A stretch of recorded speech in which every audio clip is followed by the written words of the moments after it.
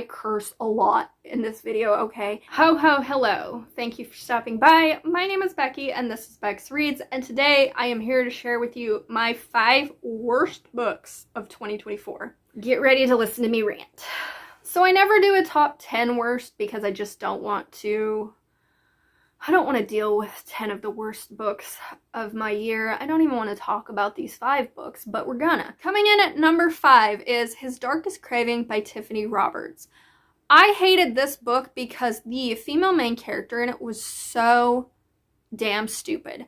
She was trying to hide from an abusive ex, and she kept making decisions that I was like, girl, he's gonna catch you because you're not being smart about this. She was writing letters to the neighbor that she moved away from, and she tried to be sly about it, like getting a P.O. box or whatever, but the dumb girl forgot that when you send a letter, the post office marks where it gets sent from, and she wasn't going out of her way to like mail it from an few towns over. She was mailing it directly from the town she was hiding in. That and this like shadow monster thing that was protecting her in the woods. He told her, do not leave the woods on this specific date because I will be unable to keep you safe. So what does this dumb bitch do? She leaves the fucking woods on the exact day that he tells her not to leave the woods. I don't like stupid characters. Why are you making your character so damn dumb?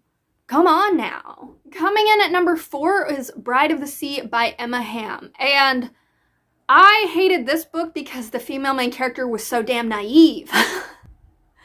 She was a mermaid who had always wanted to live among the humans, right?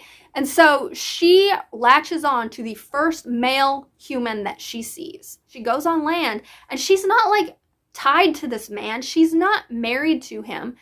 It's just, he's the only man she's ever met.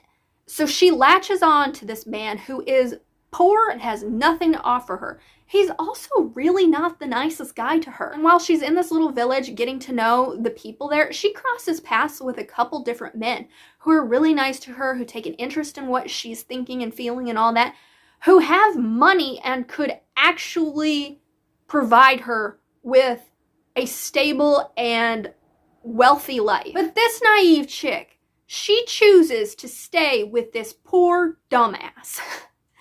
And it wouldn't be a bad thing if he was poor, if he actually treated her well and he had something else to offer her. But this man has no stable fucking job. His house has no roof on it, and he's an asshole to her. So why in the fuck would she choose to stay with this dumbass when she could have the pick of any number of the other men who actually treat her well and could provide her with a stable life? I didn't understand why this dumb girl chose the worst option available to her, because she had other fucking options. And she chose what she thought was fucking love. Love does not pay the bills, sweetheart. Are you so desperate for love that you're willing to stay with a broke dumbass who treats you like shit? Here's a lesson for anybody watching my video. Don't be that desperate, okay? If he's gonna be broke, at least have him treat you well. That is the least he could do, okay? But my God, oh, I can't deal with this girl. Coming in at number 3, Raiders of the Lost Heart. I wanted to like this book because it had archaeologists and it was supposed to be like The Mummy. But these two dumbass characters were so fucking horny for one another and so stupid that I couldn't deal with them. I don't understand how these two had the professions that they had, because as horny as they are, I don't know how they functioned enough to get the degrees they got.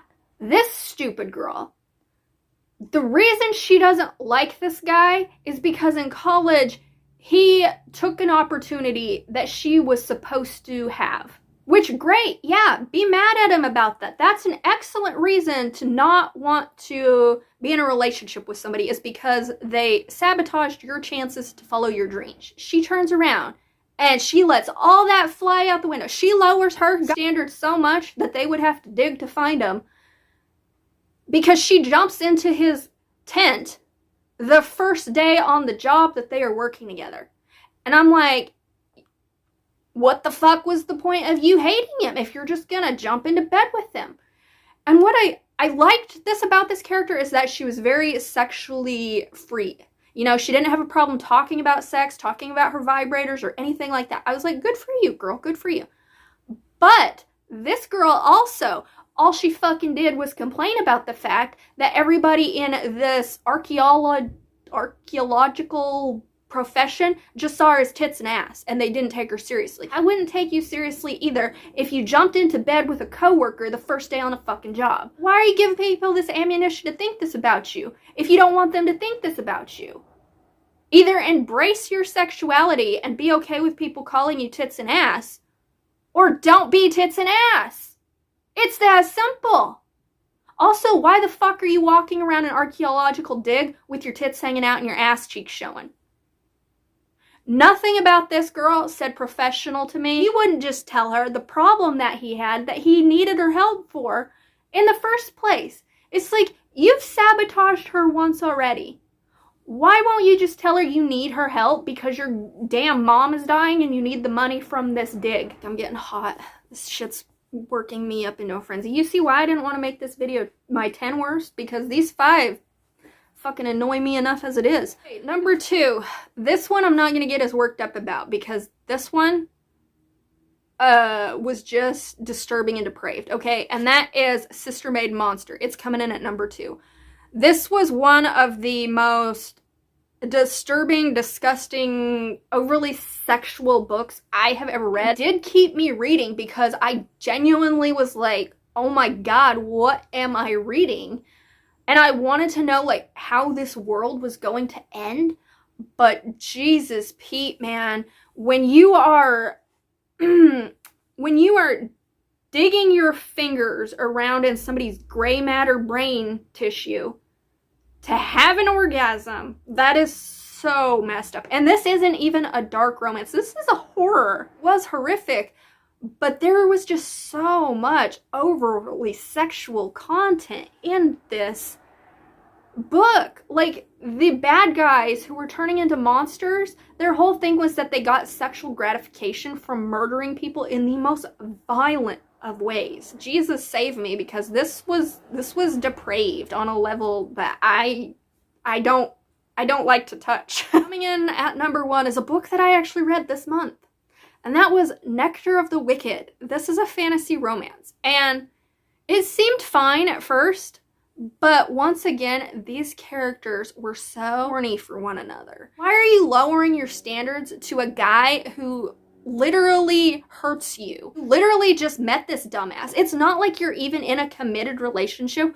where you're having conversations about, this is what I like, this is what I don't, consent and all this. He meets her immediately, and the things he is saying to her is like, I'm gonna do some vile things to you. It's like, sir, you just met her. Girl, you just met him in a brothel, no fucking less. You know nothing about him. This book wanted really hard to have a plot. It did. But it didn't have much of one, let me tell you. It was thinner than a breeze. The thing driving this was the horniness of the characters. And then once again, they go on this rampage of, oh my god, I hate him, I can't stand him, blah, blah, blah. And then 2 fucking chapters later, what are they doing? They're fucking each other. He pretty much jackhammers her for her first time. And this dumbass is like, are you sore? Of course she's gonna be sore. But wait, it gets worse. She's like, oh, not really. Let's do it again. I'm like, ho, you are sore and you know it, okay? Stop lying to yourself. And then the ending of this book is even more abuse. This girl just gets abuse on top of abuse on top of abuse on top of abuse, and then she gets fucked. And that was this story. And I hated it so much. At a certain point, I was just hate reading this book because I was reading it for a readathon prompt, and I didn't know if I was going to get another book to fit that prompt, so I was just hate reading. Apparently, I can't stand when characters are so fucking horny that they're stupid. I can't deal with it.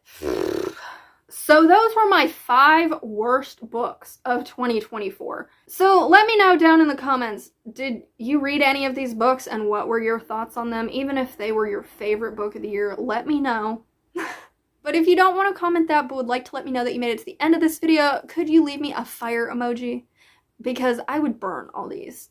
They were awful. But with that, thank you so much for watching, and until my next Bookmas video, I don't recommend reading any of these.